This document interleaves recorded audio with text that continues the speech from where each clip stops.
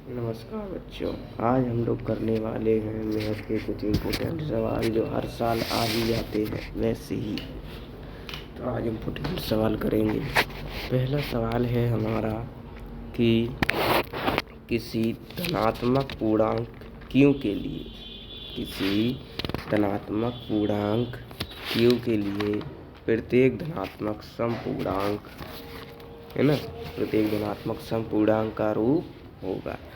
तो इसमें कहा है कि जो हमारा किसी धनात्मक पूर्णांक Q के लिए, क्या कहा है, Q के लिए, इसने पहले ही हमने उनको आंसर दे दिया, Q के लिए कहा है और प्रत्येक धनात्मक समपूर्णांक कहा है, यानी कितना का है, सम, यानी जैसे 2 है, ओके, जैसे हमारे पास 2 के साथ Q है तो हम लोग कह सकते हैं हाँ ये सही है। ये जो है धनात्मक, कितना है, धनात्मक। देखिए जैसे 3 हुए, 5 हुए, है ना, 7 हुए, ये कौन से हैं, ये विषम पूर्णांक हैं।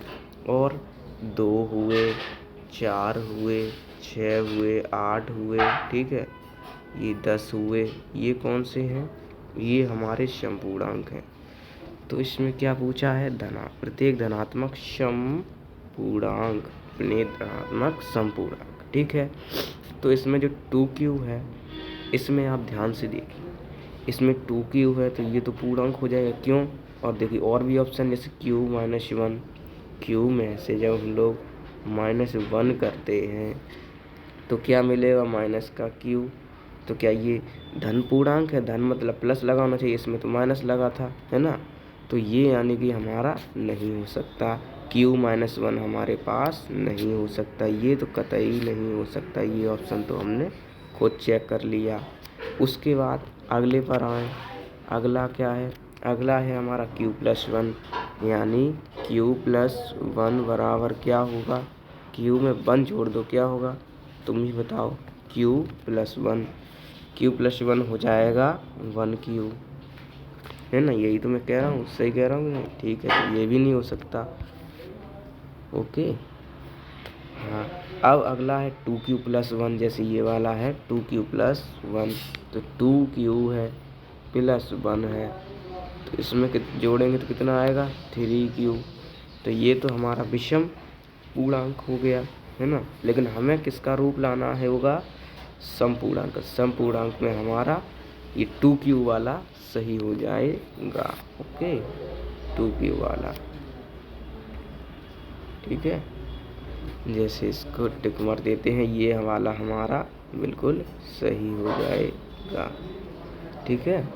चलिए अगले पर चलते हैं। अगला है हमारे पास कि निम्न में से कौन सा आवाज़ संख्याओं का एक युग्म है। आवाज़ संख्या क्या होती है बच्चों, जो खुद से विभाजित हो और एक से विभाजित हो। तो देखिए इसमें कहा है निम्न में से कौन सह अवाज्य संख्याओं का एक युग्म है, यानी सह अवाज्य क्या होता है, सह अवाज्य भी वही होता है।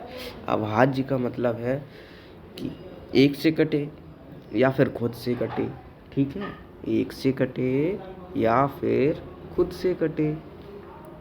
और सह अवाज्य का मतलब 2 हैं, इसमें दी हुई हैं हम लोगों को, ठीक है, हम लोगों को कितनी दी हुई हैं, 2 दी हुई हैं। जैसे हम लोग 18 और 25 यानी B के गुणनखंड करके देखें, B के गुणनखंड करके देख लेते हैं, जैसे, ठीक है, पहले किए 18 के, ठीक है, 18 के गुणनखंड करेंगे तो कितना आएगा, सबसे पहले 2 9 जा 80 और 9 1 जा 9, ठीक है, यानी कि इसमें 2 आ गया, 9 आ गया, ओके। उसके बाद हमने किए 25 के गुणनखंड जो 18 के बगल में है, ठीक है, तो 25 के गुणनखंड किए, यहाँ पर आएगा 2 1 जा, एक मिनट, नहीं 2 से कटेगा नहीं, 5 से कट जाएगा, 5 5 जा 25 और 5 बन जा 5, ठीक है, ये ठीक है। चलिए जैसे हमारे बेस में क्या हुआ कि 2 9 आया और 5 5 आया, तो इसमें 5 5 भी है और क्या है,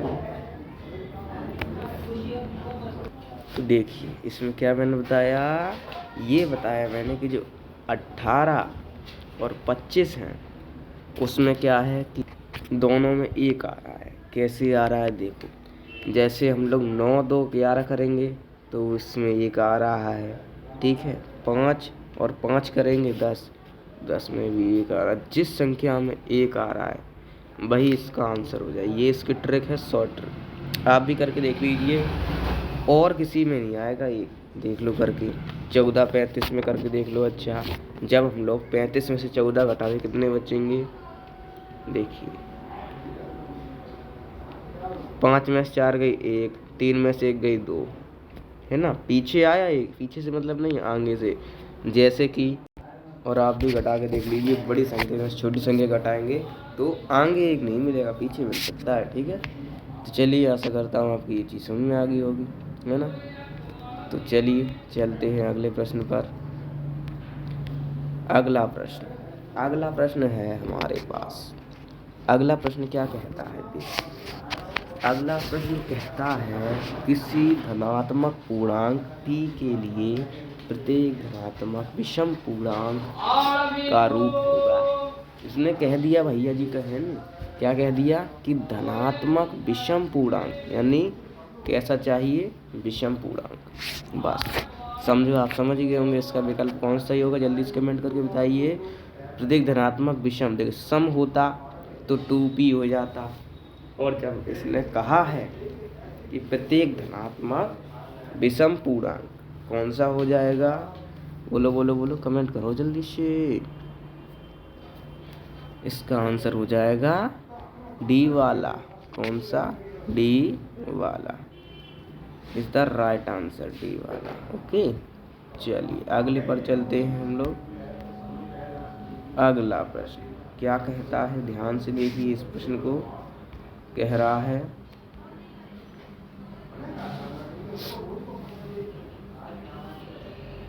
चलिए अगला है हमारे पास, देखिए हमें इसका हल निकालना है। क्या कहा है, देखिए पहले क्वेश्चन में कहा है हमको, दिया है, क्या दिया है, दिया है लासा बराबर, यानी एलसीएम 132 और 228 का 31, ठीक है। ये हमें इसका एलसीएम दिया, तो मासा 132 और 228 है, यानी क्या है ये हमें बताना, ये है, ये है, ये है, ये है, कौन सा है इनमें से। तो जब आप इसका एलसीएम से एचसीएफ काटेंगे, यानी इन दोनों में गुणनखंड कीजिएगा, उसके बाद इसका एचसीएफ निकाल लेंगे आप। तो एचसीएफ कैसे निकालें वो भी आपको सिखाई देता हूँ। देखिए इसमें दरअसल करना क्या होता है वो देखिए आप, आइए समझाते हैं आपको इसको कैसे किया जाता है। हमारे पास कितने दिए हुए हैं, 132 और 228। इसको एक क्रम में लिखिए, यहाँ पर लिख लेते हैं 132, 132 ये ना, हाँ 228 ये है हमारे पास। कॉमा हटेगा तो मल्टीप्लाई का चिन्ह लग जाएगा यहाँ पर। सही तरीके से लिख देता हूँ जरा,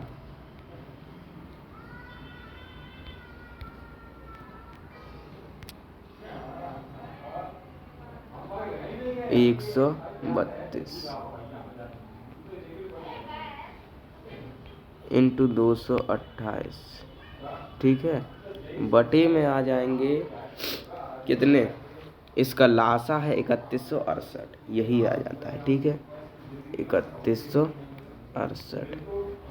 जब इसको आप कट्टा पीटी करेंगे, ठीक है, आप इसको कट्टा पीटी करेंगे तो हमारे पास कितना आएगा, देखिए पहले इसमें गुणा कर लो। 132 का 228 में जब आप गुणा करते हैं तब, तो यहाँ पर मिल जाएगा हमें 380,16। उसके बाद इसका भाग दे देंगे हम लोग 3168 में। तो जब आप इसको काटोगे तो 31 61 में 31 62, यहाँ पर 1 आ जाएगा, बच्चे कितने, हाँ यहाँ पर आ जाएगा 12। तो 12 हमें ऑप्शन में कहीं दिख रहा है, हाँ बिल्कुल दिख रहा है, ये वाला ऑप्शन हमारा बिल्कुल सही हो जाएगा। हमें लासा दिया था, हमने मासा निकाल दिया, यानी कि HCF निकाल दिया, LCM हमें दिया था। चलिए अगले क्वेश्चन पर चलते हैं।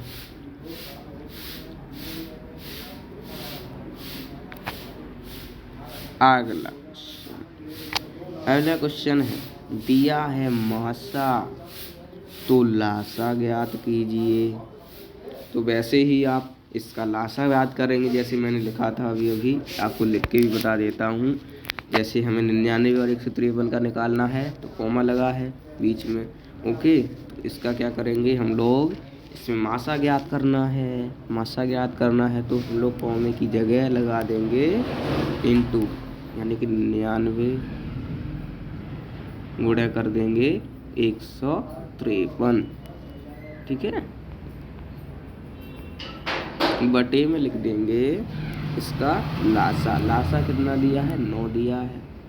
उसके बाद इसको गुणा करिएगा आप लोग और आगे सॉल्व करेंगे, तो ऑप्शन हमें मिल जाता है, कौन सा ऑप्शन मिल जाता है, डी, ठीक है, ऑप्शन मिल जाता है डी। तो आप इसको खुद हल कीजिएगा, इसका आपके लिए होमवर्क है, ठीक है। चलिए अगले क्वेश्चन पर चलते हैं। अगला क्वेश्चन है संख्या 156। संख्या 156 का अभाज्य गुणनखंड होगा, यानी इसका जो गुणनखंड है वो कितने होंगे, करके देख लेते हैं भैया, है ना। 156 है, करके देख लो 156 के, ओके। तो जब हम लोग करेंगे तो कितने से कटेगा, 3 5 जा 15, 3 2 जा 6, है ना, 2 3 6 15, ठीक है। उसके बाद अगला हो जाएगा 2 2 जा 4 और 2 3 जा 6, 2 4 जा 8 2, हाँ 2 2 जा 4, 2 6 जा 12 और 2 1 जा 2, एक मिनट, यहाँ पर 3 से काटा था ना हमने, तो यहाँ पर 3, अच्छा यहीं पर मिस्टेक हो गया। इसका ऑप्शन पता है आपको क्या होगा, अच्छा ठीक है, 2 7 जा 14, 2 8 जा 16, ओके। उसके बाद 2 3 जा 6 और 2 9 जा 18, ओके। उसके बाद 2 से तो जाएगा नहीं, अब 3 से जाएगा, 3 1 जा 3, 3 3 जा 9। उसके बाद किससे जाएगा, 13 से जाएगा, 13 कम 13। तो देखो हमें ये दिख रहा है कहीं 2 की पावर 2 इंटू 3 गुणे 13, क्या ये कहीं हमें इस ऑप्शन में दिख रहा है, बिल्कुल दिख रहा है, हमारा ऑप्शन बी सही है, ओके। चलिए अगले प्रश्न पर चलते हुए, अगला प्रश्न क्या है, दर्शाइए कि 3√2 एक अपरिमेय संख्या है। 3√2 एक अपरिमेय संख्या है। तो उससे पहले हम लोग ये वाला प्रश्न कर लेते हैं। ये वाला प्रश्न आसान है और आपके लिए बहुत ही मज़ेदार होने वाला है। इसको जो है आप बिल्कुल तैयार किया कीजिए, क्योंकि ऐसे प्रश्न जो हैं आपकी बोर्ड परीक्षा में हर वक्त आ ही जाते हैं। इनकी ज़्यादा से ज़्यादा चांसेस ही रहते हैं, क्योंकि मैं पढ़ता था तब भी ये क्वेश्चन आया था और आप पढ़ रहे होंगे तभी भी ये प्रश्न ज़रूर आएगा, ठीक है। तो ऐसे प्रश्नों को ज़रूर तैयार कीजिएगा। चलिए क्या कहता है ये प्रश्न कि वह सबसे बड़ी संख्या जिससे 70 और 125 को विभाजित करने पर क्रमशः शेषफल 5 और 8 प्राप्त होते हैं। ठीक है, कितने प्राप्त होते हैं? 8। ठीक है, तो इसका जो है हम लोगों को सारे इस ऑप्शनों से हल करना पड़ेगा 70 और 125 को। तो इसका आंसर जो आएगा वो आंसर आएगा ए। कौन सा आएगा? A answer. तो इसको आप लोग ज़रा खुद हल कीजिएगा, ये प्रश्न आपके लिए बहुत ही इम्पोर्टेंट है। ठीक है, और ये वाला प्रश्न और इधर साइड वाला प्रश्न, ये दोनों प्रश्न मोस्ट इम्पोर्टेंट प्रश्न कह सकते हैं इनको, कि ये जो प्रश्न है मोस्ट इम्पोर्टेंट हैं आपके हैं तो कि सारे ही, लेकिन ये दोनों ज़रूर मोस्ट इम्पोर्टेंट हैं आपके लिए। ठीक है, कि दर्शाइए कि 3√2 एक अपरिमेय संख्या है। ठीक है, ये देखिए 2019 में भी आया, 20 में भी आया, 22 में भी आया, 23 में परफेक्टली चांसेस हैं इसके। आप लोग इसको एकदम से दिमाग में बैठा लीजिए। ठीक है, चलिए फिर अब क्या लेते हैं आपसे इस वीडियो के माध्यम से विदा, और फिर मिलेंगे एक मज़ेदार वीडियो के साथ, और जल्द ही मिलेंगे। ठीक है, चलिए।